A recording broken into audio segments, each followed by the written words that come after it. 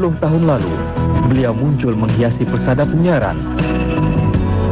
Cik Puan Bendahara Tuh Puan Datuk Habibah Datuk Muhammad Yusof antara wajah awal yang menemui penonton stesen televisyen swasta pertama negara, TV3. Bak Cinderella, beliau disumping putera idamannya, Tengku Arif Bendahara, Tengku Abdullah Ibni Almarhum Sultan Abu Bakar selepas lebih setahun bergelar pengacara. She's one of the first few people that I met when I came to Malaysia. And instantly there is magic. And that's how we have lasted for 18 tahun, ya. With very few ups and downs overall.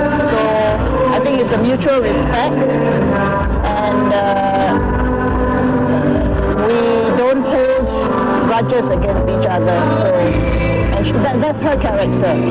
Yang menguntungkan saya dan yang paling baik ialah Tuan Puan Habibah ni begitu memberi kerjasama.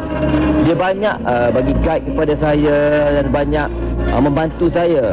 Kali saya memang nervous. Bagi saya mengacara ni yang paling susah sekali lah berbanding dengan berlakon atau menyanyi.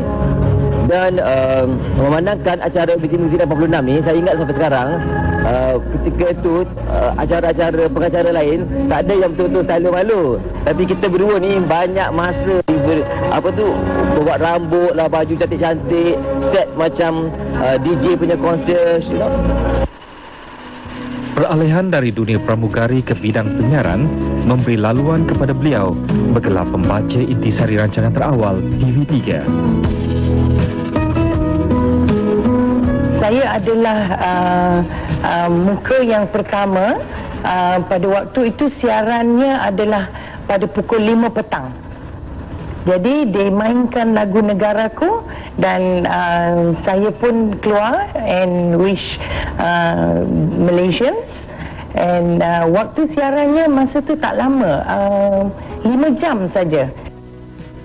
Mengimbas nostalgia, beliau tidak menyangka pengalaman menghadiri temu duga bersama ribuan pemohon adalah kenangan manis yang mengubah hidupnya. Wan Nur Zaliha Wan Ahmad Radhi atau lebih dikenali dengan Wan Zaliha Radhi antara personaliti penyiaran yang disegani. Keindahan alam semula jadi memang tidak mempunyai nilai mata wang. She's really down to earth, very down to earth person, easy to approach, easy to talk to. She doesn't have that what they call the celebrity attitude is. It's someone I've been looking for to live with and to work with all my life, and in many countries, but I found her luckily in Malaysia.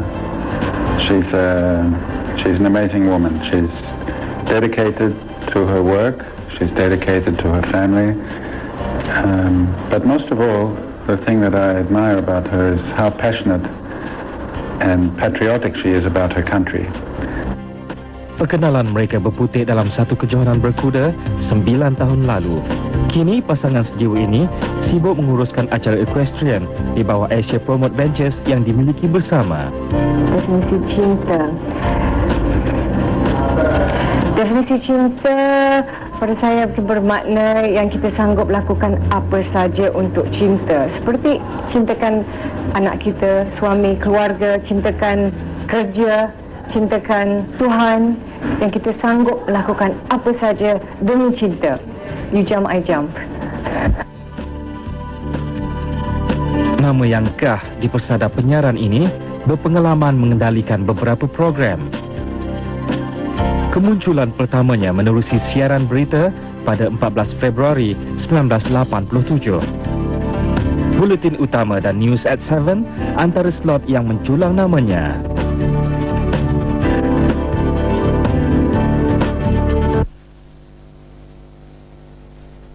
Bagi Tuan Puan Habibah, perubahan yang dilalui selepas dikenali umum menuntut pelbagai cabaran. Profesion yang diceburi lebih setahun ini memberi beliau satu pengalaman istimewa. Saya memohon untuk jawatan itu, saya tidak mengimpikan yang akan menjadi popular. Saya ingat itu adalah sebahagian daripada tugas saja biasa kan. Jadi bila publicity pun keluar banyak di media and we get fan letters, jadi barulah saya berasa oh begini rupanya menjadi selebriti. Tapi pada saya anggap itu adalah tugas dan tiap-tiap hari muka keluar. Jadi so much so we are in every household. Jadi semua orang kenal kita.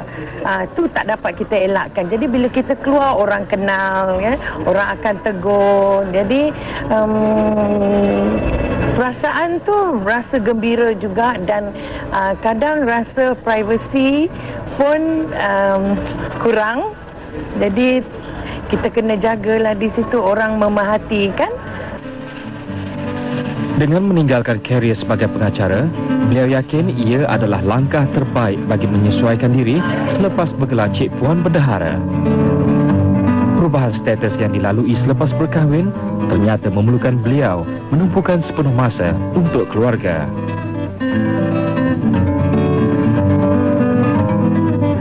Saya melahirkan anak saya, Tengku Syahira, selepas 8 tahun berkahwin.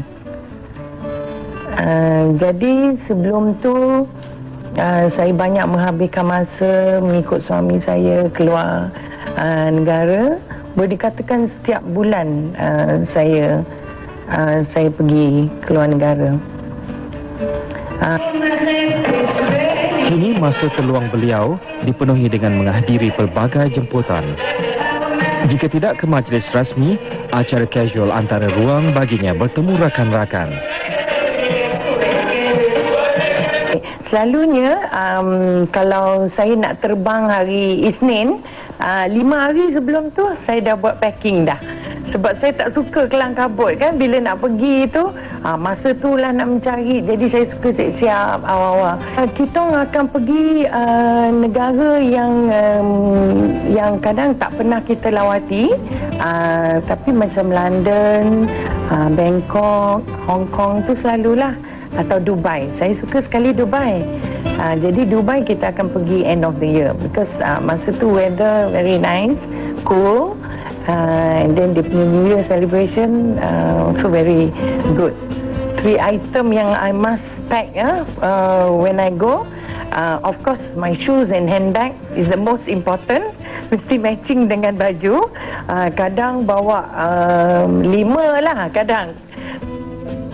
Kelahiran saudara kesayangannya, Tengku Syahira Tengku Abdullah, 13 tahun lalu, ternyata anugerah yang melengkapkan segalanya.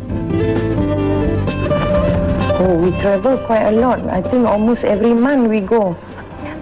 The destination sometimes depend on my daughter. Kadang we tanya where did she want to spend her time. Then kadang my husband yang decide. Maybe 2-3 days. Tapi kalau macam school holiday, we will go a bit longer. Macam baru ni saya baru balik dari Croatia dan London. Jadi we have 1 week break and then we are off to Hawaii for another week.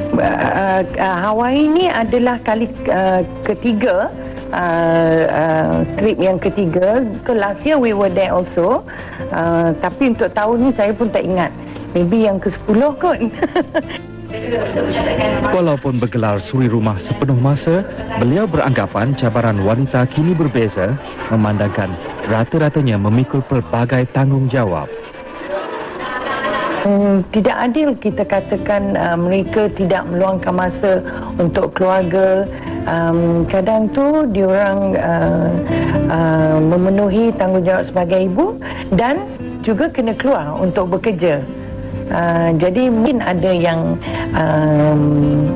ingin menaikkan taraf keluarga mereka dan ada yang memang suka berkarier. Jadi macam saya, alhamdulillah saya tidak perlu keluar bekerja kerana suami menampung dan menyediakan kesemuanya. Jadi masa untuk saya untuk keluarga adalah terluang banyak. Sesuai dengan karakternya yang ramah dan disenangi, membuatkan diary harian beliau sentiasa padat dengan pelbagai undangan. Selain itu, beliau turut gemar mengadakan majlis bagi meraihkan keluarga dan kenalan. Biarpun menjangkau lewat usia 40-an, beliau sentiasa berfikiran positif. Bila pergi holiday, saya rasa bila kita pergi membeli belah tu, jalan di shopping komplek tu, macam exercise juga. Because when you browse around, kan, window shopping, kalau saya pergi pagi tu, petang bila kedai nak tutup baru saya balik.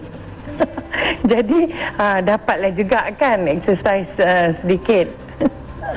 Tiap-tiap hari tu biasalah ya, selain dari menengok keperluan anak-anak dan suami, saya bangsa jenis yang tak masak, jadi senanglah makanan beli aja, dan selalu kita hadir majlis rasmi dan sosial kan. Kalau tak pergi ke mana-mana, saya akan hadiri kelas agama tiap-tiap hari Isnin.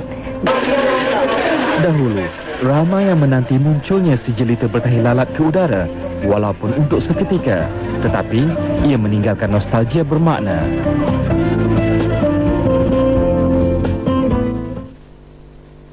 Lebih 10 tahun meninggalkan TV3, bekas atlet dan pengacara ini masih dirindui. Saya kalau kita boleh tiap-tiap pagi kita bangun dan kita memang we look forward to the day. Kita walaupun apa situasi kita bangun dengan rasa yang syukur yang kita boleh bangun pagi itu dan kita hidup dan boleh terus hidup, dan kita harus bersikap positif. Kini Wan Zaliha Radhi bangga bergelar penganjur acara. Bila kami cuba mengusahakan untuk membawa kira sukan ekonomi antarabangsa ke Malaysia, ramai yang menganggap yang ini satu mimpi yang gila ya. How can you do this? It's crazy. You're not going to get the top riders. Nak bawa kuda-kuda yang terbaik di dunia ke sini. Jadi semasa saya di TV3, semasa di majalah 3 juga, saya memang di situ semangat kita kuat ya. Jadi kita tahu asalkan ada kemahuan, di situ ada jalan. Terkenal dengan julukan Adventurous Reporter, Wan Zaliha kini serius mempopularkan sukan berkuda agar standing dan diminati. Banyak cabaran. Saya walaupun orang mengenali saya sebagai bekas pengacara TV dan juga seorang wartawan, tapi untuk jumpa penaja dan cuba menjual idea sukan berkuda payah sekali.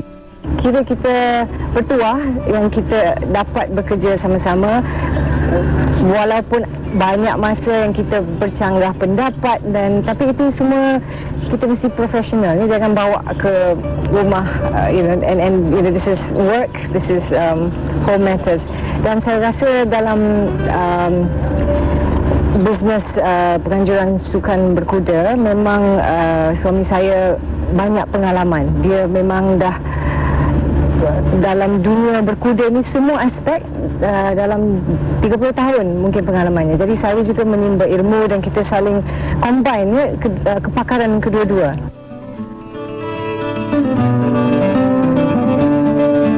Saudara, Wawasan 2020 dengan jelas menyatakan hasrat melahirkan masyarakat Malaysia yang harmoni. Selepas menamatkan pengajian dalam jurusan ekonomi di Amerika Syarikat, kepulangannya pada 1986 membuka era baru dunia pengacaraan. Tanpa dirancang, dia terjun ke bidang penyiaran pada penghujung 1986. Dengan sempurna. Ketiadaan bekalan air bukan sahaja menyulitkan yang paling mencabar. Saya rasa semua assignment yang diberi mencabar, dan kita selalu mencabar diri sendiri. Tapi yang dekat di jiwa, saya rasa bagi saya, walaupun bukan mungkin tak dekat di jiwa penonton, tapi dekat di jiwa saya adalah liputan merangkumi isu-isu alam sekitar. Walaupun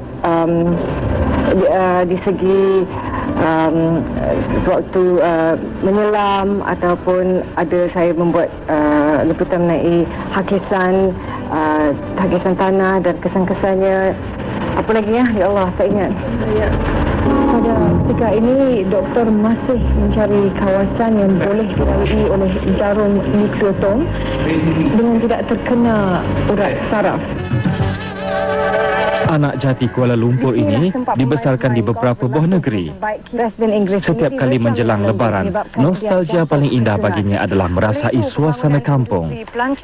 Jiwanya kian tersentuh apabila melihat keindahan alam dengan lebih dekat. Yang menjadi tarikan pada masa ini mungkin terjejas akibat pembangunan yang tidak terkawal.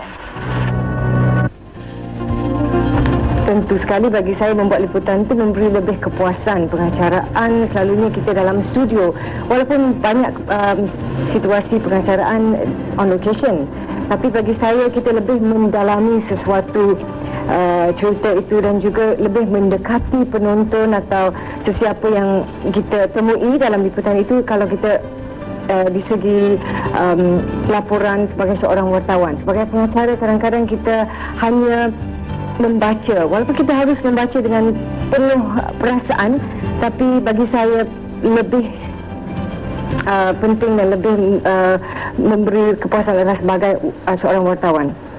Saya rasa sekarang sebab kita dalam masyarakat yang sentiasa semuanya hendak cepat, ringkas, pantas, jadi kadang-kadang saya rasa kualiti pengacaraan itu pun kira ringkas dan terlalu ringkas ya. Jadi kurang, yang saya nampaklah kurang substance atau kurang penyelidikan dilakukan bila menceritakan sesuatu topik itu. Kerana walaupun kita harus tahu apa yang diperkatakan, kita tak boleh acting sahaja, lakonkan apa yang diceritakan. Kita harus betul-betul menjiwai dan apa yang cuba dipaparkan kerana penonton dia dapat tangkap, dia dapat. Jadi saya rasa pengacaraan yang efektif adalah apabila pengacara itu boleh menjiwai topik atau apa yang message yang cuba disampaikan. Anak kepada pasangan Wan Ahmad Razi dan Sarah Sulaiman ini amat menitik beratkan ikatan kekeluargaan yang menjadi asas perhubungan. Saya memang mementingkan sokongan keluarga. Dari kecil lagi ibu bapa saya telah menekankan kepentingan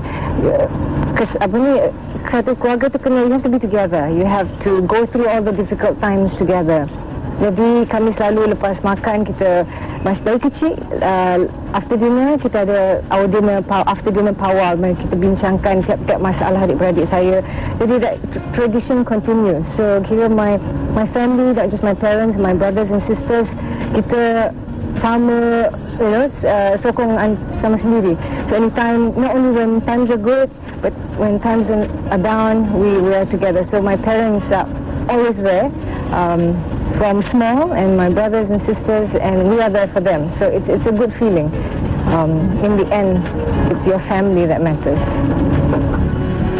Lebih 10 tahun nostalgia berlalu, ternyata kemunculan Wan Zaliha sentiasa dinanti. Hakikatnya, pengacaraan amat serasi di jiwanya. Biarpun tidak lagi bergelar perantara, tetapi Wan Zaliha tidak akan terpadam dari dunia penyiaran.